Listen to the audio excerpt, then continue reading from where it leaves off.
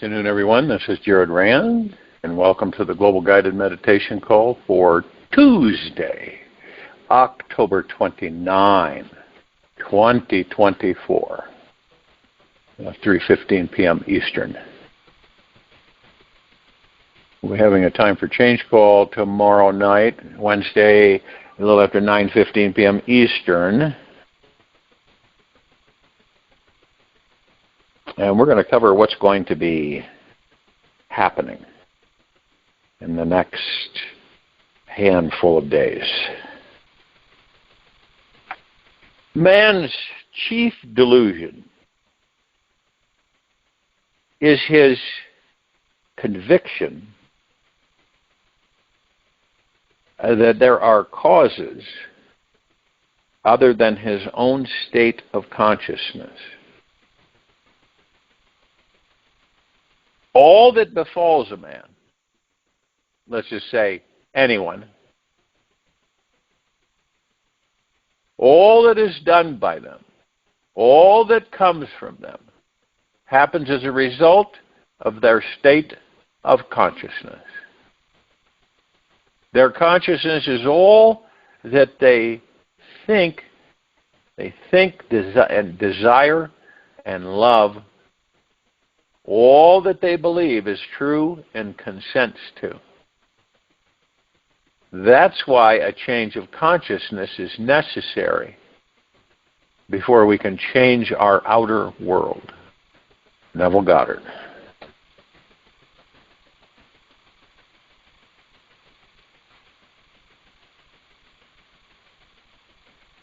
It's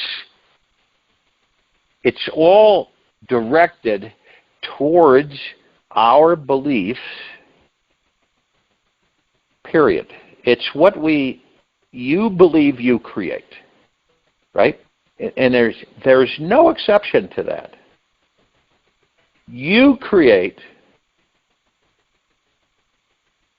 and you create every quantum second. You're not ever not creating.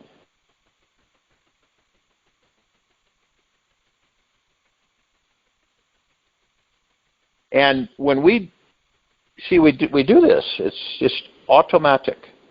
It's not something that I believe that many are not aware of it because it is so natural.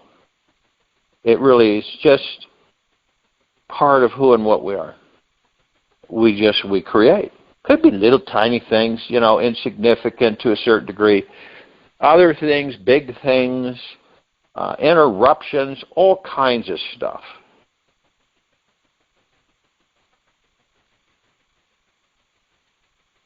And many do not correlate that it's coming from them. Because we've been taught that everything pretty much it's outside of us. Okay? As people say, well, you go to a church, you go to the little chapel and you pray, right? You are the church within that body. You don't need to go anywhere. You're already there.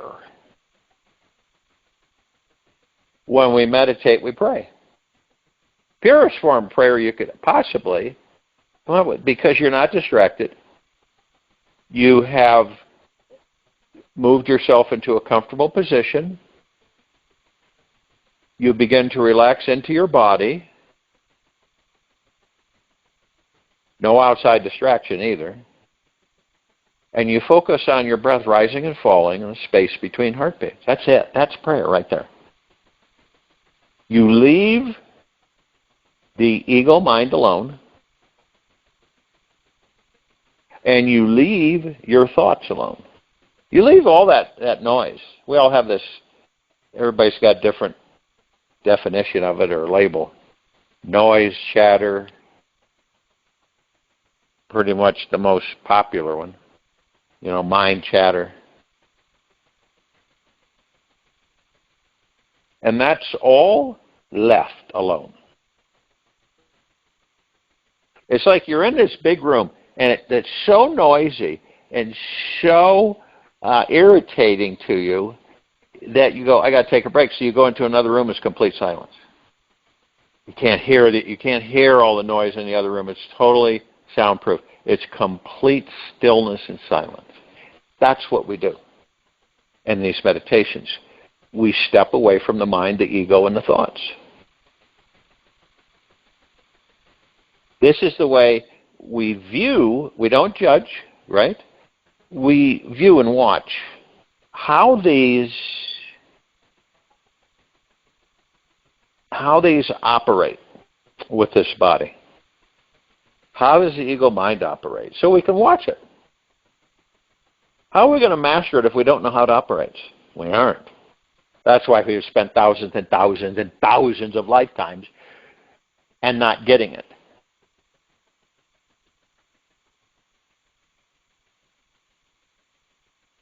But once you do that, you're halfway home, because now you're recognizing the difference between the two. Most people don't know the difference. It doesn't make them any different than us. They still have gods in the body. Some of us choose to discover. Okay? And what perpetrates that? Our childlike curiosity. We get so curious, about what's in this body. What am I? Really?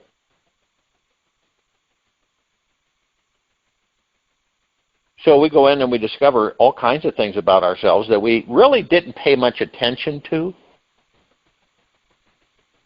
Like I said, we stuffed them in the closet or in the garage. Forgot about them. So we get to a point where we say, there's a lot of things going on with me, and I want to find them out. I want to know what this is all about. And so as you go in more and more during meditation, you begin to realize that there's a whole lot more. And you discover that, hey, wait a minute, I'm not really this body. And everything, while I'm in this body, everything around me is temporary.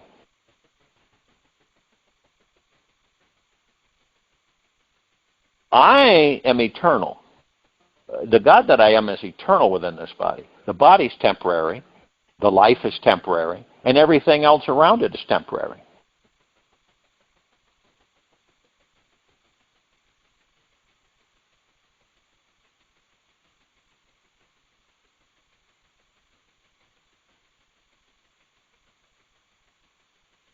But it's a choice for all of us to make,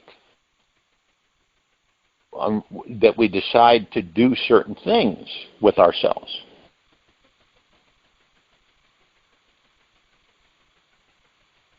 Now we're like old veterans that for thousands of lifetimes have been, we're like old crusty veterans when it comes to the ego mind. We know what it does, what it is. And most of us figure that goes with the territory. It's, you enter this body, you're going to have an ego mind. But the only reason the ego mind is there is an illusion that we create. Is what? What is it for? So we can learn about it and master it. It's just more experience.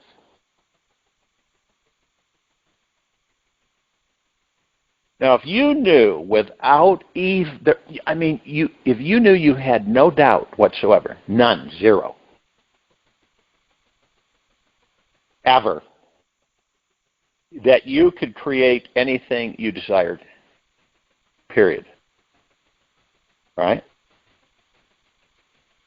and that you had learned that living in the heart mind and not the ego mind would end up mastering the ego mind, and eventually the ego mind would take a back seat because it would be in peace.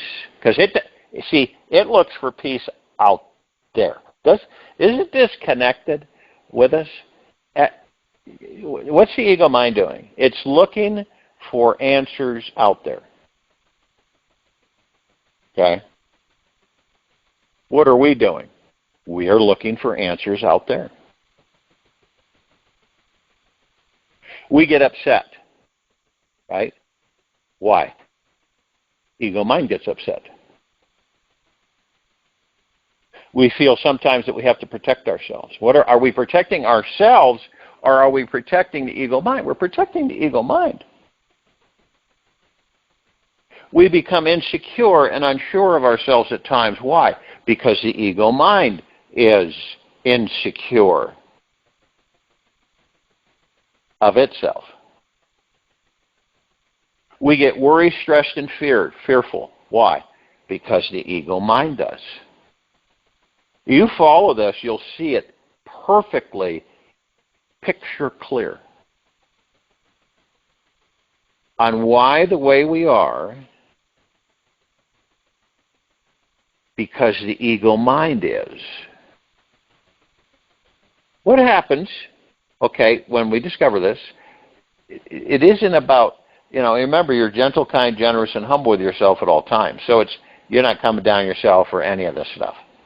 You're observing, watching. So you discovered that the ego mind, the reason, emotionality-wise, that you dip and slip all the time in this life, like we all do, is because of the fact that the ego mind is in charge.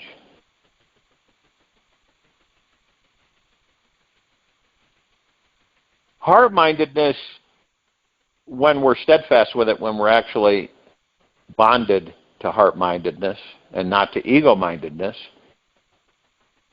these things we're not affected, okay? We're not insecure. We are not worrywarts. We are not in stress. We are not in anger or revenge and all the rest that goes with all of that. That's ego mind. Heart-mindedness, it doesn't exist. Heart-mindedness, we enjoy these lives. We embrace every moment that we are in these bodies. We don't take anything for granted, not even a speck.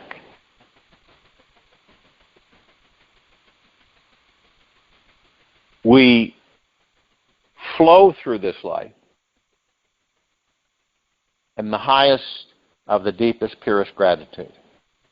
Every moment we are grateful. Now one might say, why do we need to be that way? Why do we need to be grateful? Right? Okay, so we're in these bodies and we're having a life. What the heck do we need to be grateful for? Because it reminds us and keeps us balanced with the heart-mind. It reminds us of how phenomenal it is to actually be in these bodies and to experience physical material. Picture for yourself, okay? You visualize this in the quiet time of this meditation. Imagine that you're a God, right? Which you are. You're pure consciousness. You're all that there is, ever has been, ever will be, ever beyond, and forever. Now, you've never ever experienced anything other than the God you are, the pure consciousness. You've never entered a physical material form. Ever. Okay. So one day comes along and you have the opportunity to enter a material physical body. Now, you have no idea whatsoever, not even a hint, a clue at all on what that's going to be like and experiencing. So you do it, okay? And you are so seduced by all of the things that you're able to experience in a physical material world and in a physical material body. Sights and scents and laughter and tears and happiness and joy and bliss and depression, all of them non-stop, 24/7. Now you could see how over the eons we would become addicted as gods, as pure consciousness, to these physical material forms. Doesn't take a rocket scientist to figure that one out. Now, then we gain a comparison.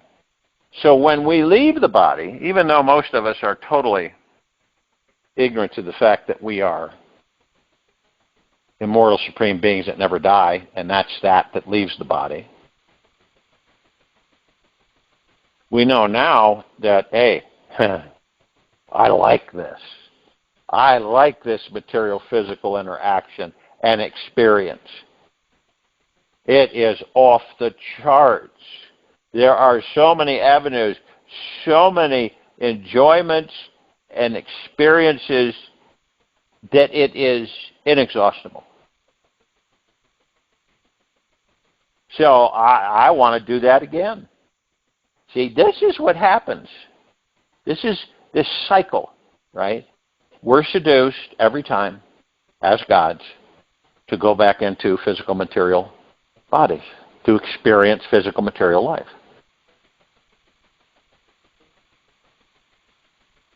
Now, one might say, why in the heck if someone comes into a body and has just a horrendous life, okay? They end up leaving the body and they say, I'm not going to do that again. Not in a million years am I going to go back into a physical material body. Time goes by, right? And then they reconsider and say, you know what? I think I'm going to go back into a physical material body.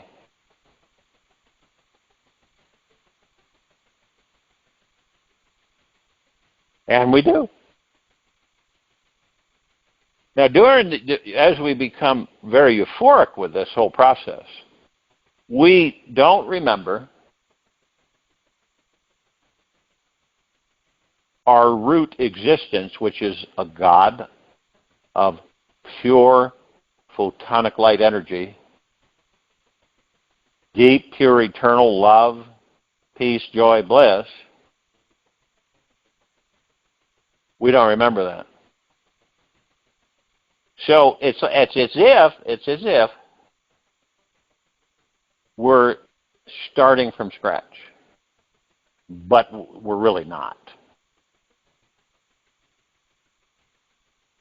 And once you discover, and this is the crucial part, this is what, we've stumbled, fallen and gotten up over and over again, is to recognize once and for all in this lifetime about who and what you are. That you are an immortal supreme being that never dies. That you have had thousands of lifetimes. And then you say to yourself, wow, that's great, but what's the use of having all those lifetimes when you don't remember any of them? Well, imagine this, that you haven't discovered who and what you are yet, right? You are not in the now. You are still in ego mind. You imagine what it would be like to all of a sudden be exposed to all your past lives in perfect clarity. It'd be an absolute disaster. Emotionally, because remember, you're still guided by the ego mind. You have not mastered it. And there's reasons for everything, as we know. But how many of us, would continue to incarnate, right, into physical material forms if we knew every life that we had experienced, if we knew them with clarity, perfectly? Well, you add on top of that we know that we are immortal supreme beings that never die, so we enter those bodies because we know they're temporary. And that we will eventually leave them. And that we're intact, immortal supreme beings that never die, master manifestors, creators of all that there is, ever has been, ever will be, ever beyond, and forever. Once we get into that comprehension, it's just, okay, so I'm going to go in, I'm going to enter another body, have another life, knowing who and what you are. Say, huge difference compared to now. Huge difference. Because, see, we identify, and again, we're not judging, we're just observing and say, well, okay, so, and then you remember your past lives. You know why? Because you're in spirit. You're not in ego. You're in now, not in yesterday, tomorrow. These are all stepping stones for all of us. To get to that comprehension that we are gods in the body and not the body, and that we emanate from the heart mind and not the ego mind, then it's a whole different perspective. We have the memory, and we know who and what we are.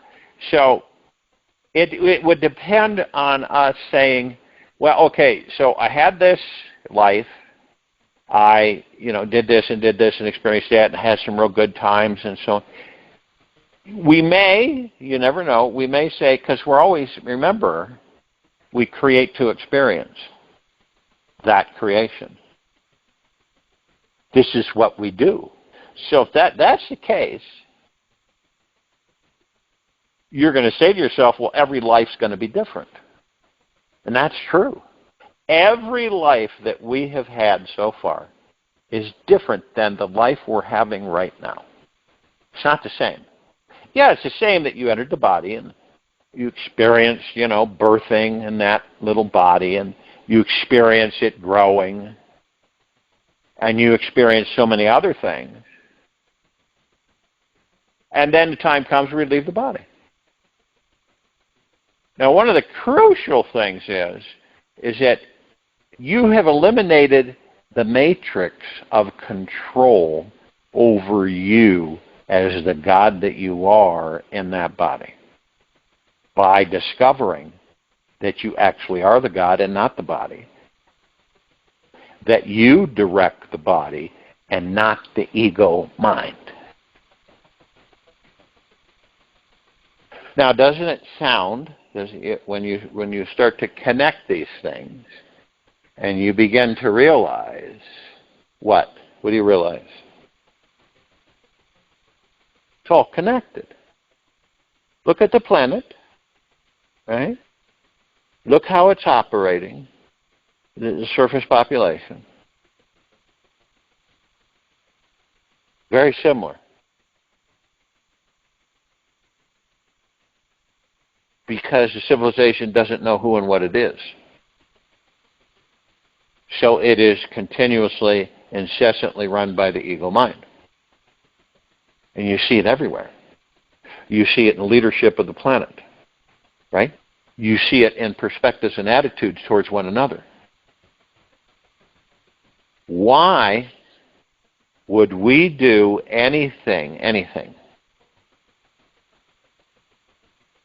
to ourselves by treating others differently than how we would want to be treated? Why would we do that, knowing that we manifest not really good things at all, because we're treating parts of ourselves not in reverence, but in disrespect and delusion.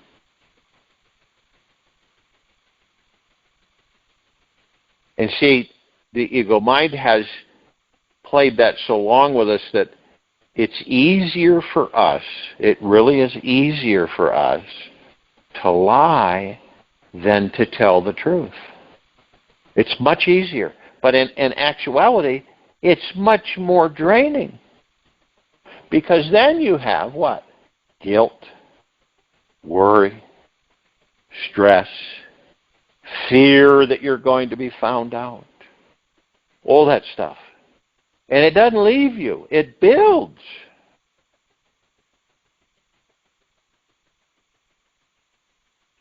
And you may have experienced that so far in this life, where someone keeps saying things to you, and you keep going, And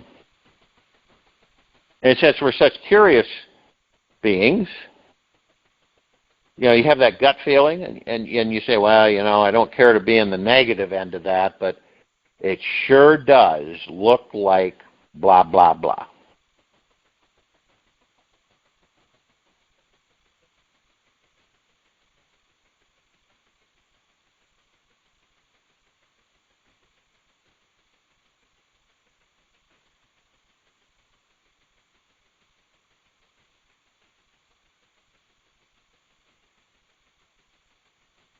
So you can see how on the physical material plane, not the spiritual plane, how things operate on the planet is identical to the ego mind's insecurity, never really truly being satisfied for any length of period of time, always looking outside of itself to find peace. Think about this. This is how you can mirror, and you find out it's absolutely spot on. And then you say, well then, in heart-mindedness, it's the complete opposite.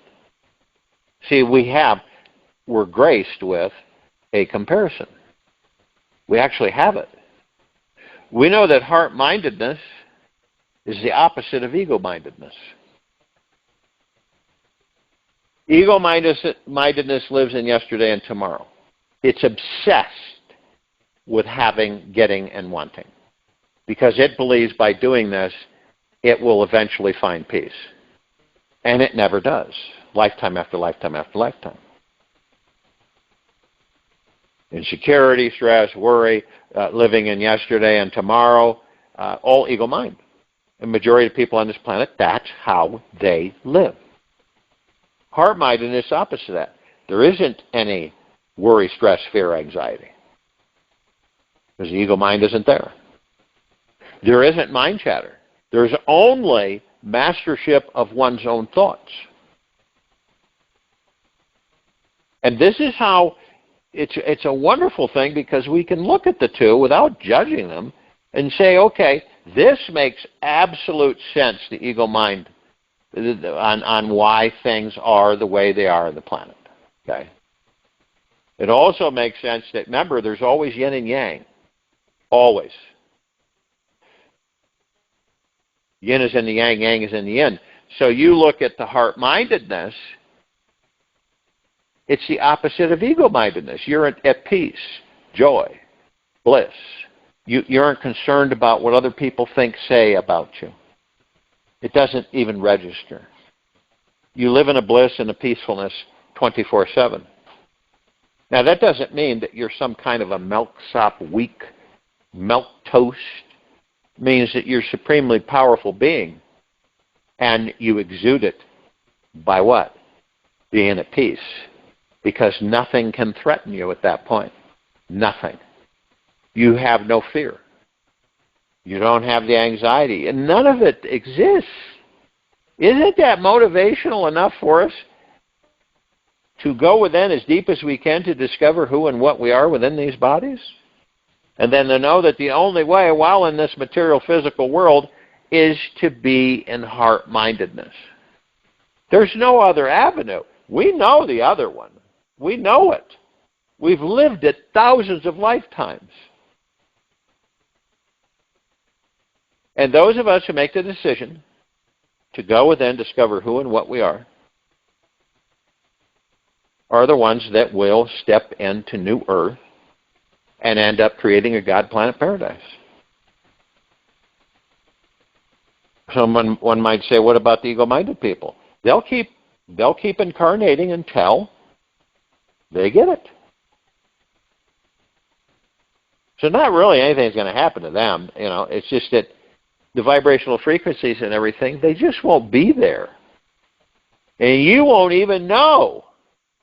You're on a whole different plane of existence through heart-mindedness. So it's not going to register.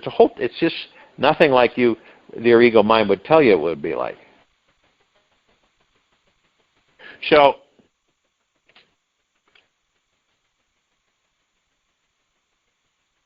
in the quiet time of this meditation,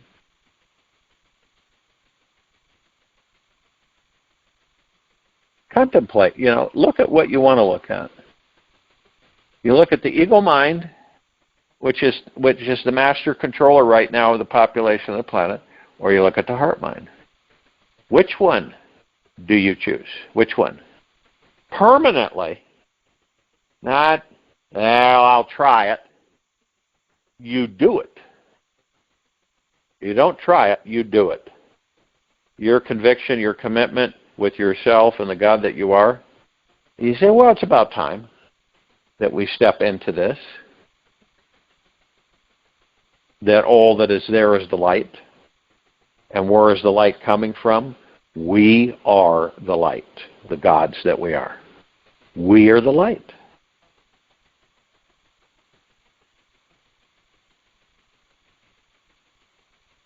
You just remember that all of our problems, all of them, are created between our ears. And to go even deeper, as one of the great masters, sage Ramana Maharishi, once said, all your problems stem from the belief that you were born. I'll join you in meditation, and I'll return to close us out.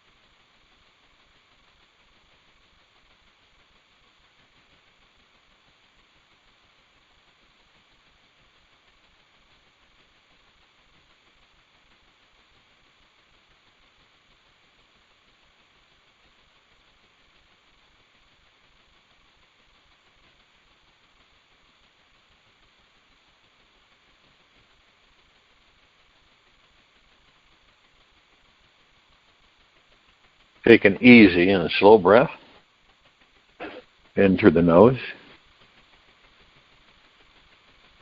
and an easy and slow breath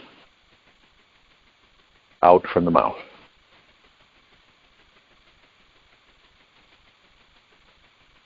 Remain still, relaxed into the body, focused on your breath rising and falling.